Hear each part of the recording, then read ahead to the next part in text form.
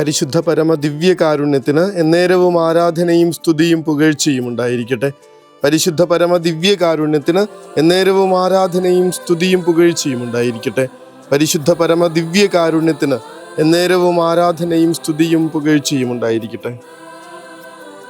തൻ്റെ കുഞ്ഞിൻ്റെ വ്യാധിയിൽ നിന്ന് അവനെ തിരിച്ചെടുക്കാനായ ഒരു അപ്പൻ ചുട്ടുപൊള്ളുന്ന കനലിലൂടെ അപ്പുറത്തേക്ക് നടന്നു നീങ്ങി കനലാട്ടം നടത്തുന്നത് എന്തുകൊണ്ടായിരിക്കും?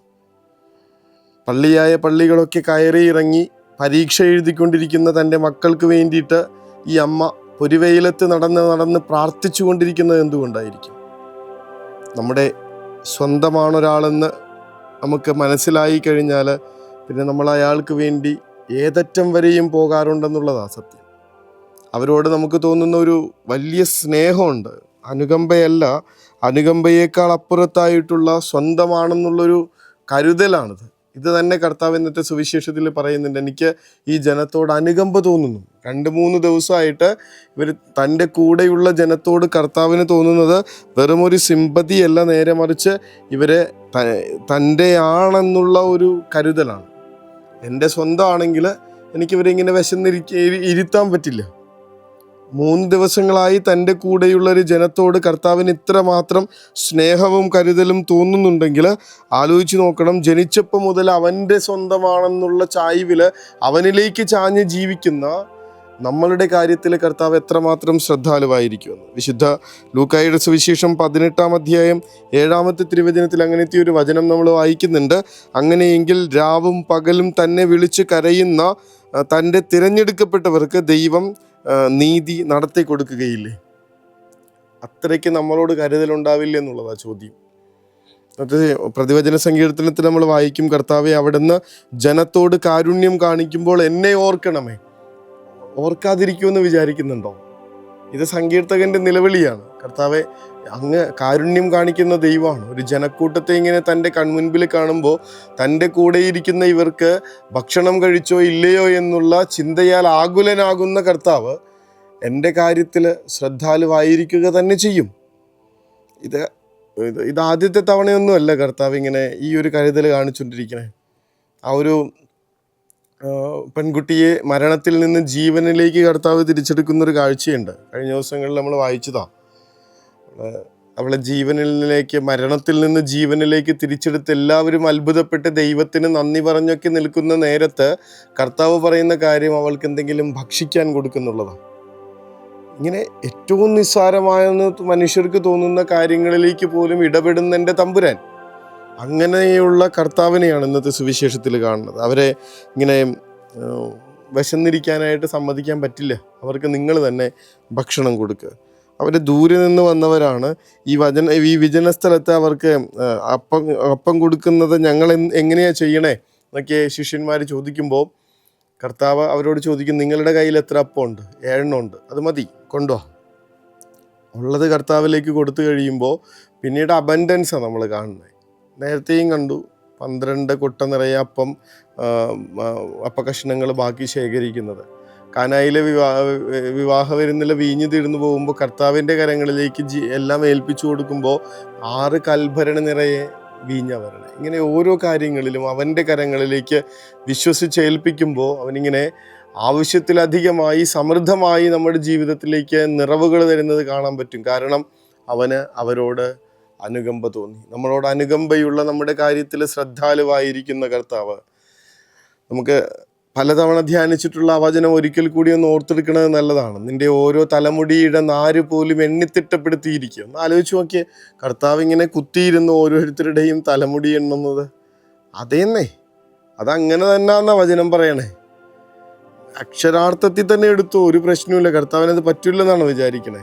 നിങ്ങളുടെ ഓരോരുത്തരുടെയും തലമുടി നാരുകളുടെ എണ്ണം പോലും മനസ്സിലാക്കി വെച്ചിരിക്കുന്ന കർത്താവാണ്. അതുകൊണ്ട് തന്നെ നമ്മുടെ കാര്യത്തിൽ അത്രയും ശ്രദ്ധാലുവായിട്ടുള്ള ഒരാൾ കർത്താവിനെ കുറിച്ച് പത്രോസ്ലീഹയാണ് പറയണത്. നിങ്ങളുടെ ഉത്കണ്ഠകളെല്ലാം കർത്താവിനെ ഏൽപ്പിക്കാനും അവിടുന്ന് നിങ്ങളുടെ കാര്യത്തിൽ ശ്രദ്ധാലുവാണ്. 115-ാമത്തെ സങ്കീർത്തനം നമ്മൾ ധ്യാനിച്ചതാണ്. കർത്താവിന് നമ്മളെക്കുറിച്ച് വിചാരമുണ്ട്. സ്വർഗത്തിൽ നിന്ന് അവിടുന്ന് താഴേക്ക് നോക്കുന്നു, ഭൂമിയിലേക്ക് നോക്കുന്നു, അവിടുന്ന് എല്ലാ മനുഷ്യരെയും കാണുന്നു. നമ്മളിതൊക്കെ വായിച്ചു പോകുമ്പോൾ ഓർക്കണം, കർത്താവിന് എന്നെക്കുറിച്ചുള്ള കരുതലിനെ കുറിച്ചാണ് പറഞ്ഞുകൊണ്ടിരിക്കണേ. ഇവരെ കൂടെ വന്നിരിക്കുന്നവരാരും, തൻ്റെ ഒപ്പം നിൽക്കുന്നവരാരും വിശന്ന് പൊരിഞ്ഞിരിക്കരുതെന്ന് നിർബന്ധമുള്ള കർത്താവ്. എൻ്റെ കണ്ണീർ കണങ്ങൾ ഞാൻ കുപ്പിയിൽ ശേഖരിച്ചിട്ടുണ്ടെന്ന് പറയുമ്പോൾ എൻ്റെ പ്രിയപ്പെട്ടവർക്ക് പോലും വിലയില്ലാത്ത, ചില സമയത്ത് നമ്മൾ കരയണത് കാണുമ്പോൾ അവർ കളിയാക്കും, ചില സമയത്ത് വളരെ അസ്വസ്ഥത കാണിക്കും. എന്തിനാ കരയണേ? എല്ലാത്തിനും പരിഹാരം ഉണ്ടല്ലോ. പക്ഷേ പരിഹാരത്തിന് വേണ്ടി മാത്രമല്ലല്ലോ ഒരാൾ കരയണേ. അയാൾക്ക് ഒന്ന് കൂട്ടുകിട്ടാൻ വേണ്ടിയിട്ടല്ലേ, ഞങ്ങളൊപ്പം ഉണ്ടെന്ന് പറഞ്ഞൊന്ന് ചേർത്ത് പിടിക്കാൻ വേണ്ടിയിട്ടല്ലേ. അങ്ങനെയുള്ളൊരു കണ്ണീരിനെ പോലും കർത്താവ് ഗൗരവത്തോടെ എടുക്കുന്നു എന്ന് പറഞ്ഞിട്ടാണ്. അതാ, നിന്റെ കണ്ണീർ കണങ്ങൾ ഞാൻ കുപ്പിയിൽ ശേഖരിച്ചു വെച്ചിട്ടുണ്ട്. എത്രമാത്രം കുപ്പികളുണ്ടാവുമെന്ന് ആലോചിക്കുക കർത്താവിൻ്റെ അടുത്ത്. നിന്റെ പേര് ഞാൻ എൻ്റെ ഉള്ളം കയ്യിൽ രേഖപ്പെടുത്തിയിട്ടുണ്ട്. പണ്ട് തല്ലിയിട്ടിട്ടുണ്ട് നമുക്ക്, നമ്മുടെ പ്രിയപ്പെട്ടവരുടെ പേരൊക്കെ ഇങ്ങനെ കയ്യിൽ എഴുതി വെച്ചതിൻ്റെ പേരിൽ ടീച്ചർമാരുടെ അടുത്ത് നിന്ന്. ഇങ്ങനെ തല്ല് കിട്ടുന്ന കാര്യം പോലും കർത്താവ് ചെയ്യുന്നുണ്ട് നമുക്ക് വേണ്ടിയിട്ട്. നിന്റെ പേര് ഞാൻ എൻ്റെ ഉള്ളം കയ്യിൽ രേഖപ്പെടുത്തി വെച്ചിരിക്കുന്നു. തൻ്റെ മുൻപിലിരിക്കുന്നവരുടെ കാര്യത്തിൽ കർത്താവ് വളരെയേറെ ശ്രദ്ധാലുവാണ്. അവരുടെ ഉള്ളിലൂടെ കടന്നു പോകുന്ന ഇമോഷൻസ്, അവരുടെ ജീവിതത്തിൽ അവർ അനുഭവിച്ചു കൊണ്ടിരിക്കുന്ന വലിഞ്ഞു മുറുകലുകൾ ഒക്കെ കർത്താവിൻ്റെ ശ്രദ്ധയിൽപ്പെടുന്നുണ്ടെന്നേ. എന്തിനാ ഒരു നേരം വിശന്നിരിക്കുന്നത് പോലും അവിടെ നിന്ന് അറിയുന്നു എന്നുള്ളത് എന്തൊരു പ്രത്യാശ നൽകുന്ന, ബലം നൽകുന്ന കാര്യമാണ്. എൻ്റെ വയറെരിയുമ്പോൾ കർത്താവിൻ്റെ ഹൃദയം എരിയുന്നുണ്ട് എനിക്ക് വേണ്ടിയിട്ട്. ആ എരിച്ചിലിൽ നിന്നുകൊണ്ട് അവിടെ നിന്ന് എനിക്ക് വേണ്ടി എന്തും ചെയ്യും. 7 അപ്പം ആവശ്യമുള്ളിടത്ത് അവിടെ നിന്ന് 70,000 അപ്പം ഉണ്ടാക്കി കൊടുക്കും. പറഞ്ഞല്ല, അബണ്ടൻസാണ് കണ്ടുകൊണ്ടിരിക്കുന്ന കർത്താവ്. ഇങ്ങനെ നമ്മുടെ ജീവിതത്തിലേക്ക് ഇടപെടുമ്പോൾ തമ്പുരാൻ നമ്മളെ വിട്ടുകളയാത്ത കർത്താവ് നമ്മുടെ മുൻപിലായിരിക്കുമ്പോൾ ജീവിതം ഏൽപ്പിച്ചു കൊടുക്കുക. അവിടെ നിന്ന് ഇടപെടുക തന്നെ ചെയ്യും. എൻ്റെ വിശപ്പുകൾ അറിയുന്ന, എൻ്റെ വേദനകൾ അറിയുന്ന, എൻ്റെ മുറിവുകൾ കണ്ടിട്ടുള്ള, എൻ്റെ പ്രയാസങ്ങളിൽ എനിക്ക് കൂട്ടുനിൽക്കാനായിട്ട് മനസ്സാകുന്ന കർത്താവിൻ്റെ തിരുസന്നിധിയിൽ എൻ്റെ ജീവിതത്തിനുള്ളത് മുഴുവൻ 7 അപ്പം ഏൽപ്പിച്ചു കൊടുക്കുക. ബാക്കിയുള്ളത് കർത്താവ് ചെയ്തോളൂ. വിശ്വാസത്തോടുകൂടെ ജീവിതം മുഴുവൻ സമർപ്പിച്ചുകൊണ്ട്, കുറവുകളോടുകൂടി എൻ്റെ ജീവിതത്തെ മുഴുവനായി ഏൽപ്പിച്ചു കൊടുത്തുകൊണ്ട്, അവിടുത്തെ ആശീർവാദത്തിനായി അനന്തമായിട്ടുള്ള, ഇങ്ങനെ സമൃദ്ധമായിട്ടുള്ള അനുഗ്രഹങ്ങൾക്ക് വേണ്ടി നമുക്ക് ശിരസ് നമിക്കാം. ആശീർവാദം സ്വീകരിക്കാം. പരിശുദ്ധ പരമദിവ്യകാരുണ്യമേ, അനന്ത സ്നേഹമേ. പരിശുദ്ധ പരമദിവ്യകാരുണ്യമേ, അനന്ത സ്നേഹമേ.